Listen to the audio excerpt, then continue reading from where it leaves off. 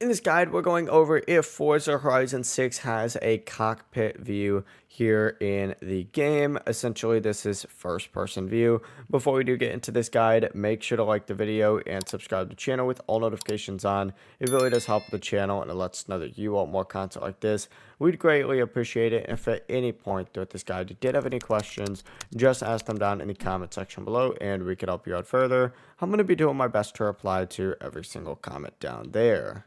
Now, Forza Horizon 6 actually does have a cockpit view and first-person driving. To use it, you just need to switch your camera view until the camera moves inside of the car. There's going to be RB on, Xbox or right bumper on PlayStation as well. Essentially, go ahead and do this, and this is not the best road to go ahead and do this on. But this is essentially the first-person view option available here in Forza Horizon 6.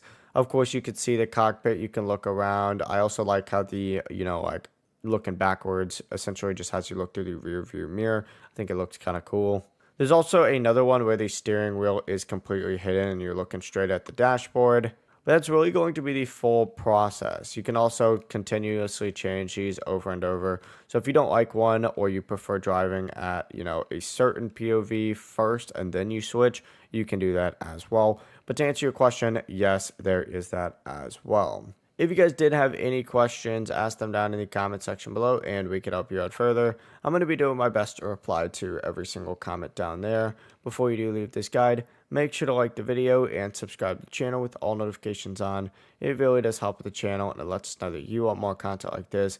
We'd greatly appreciate it. Have a great rest of your day though. Peace.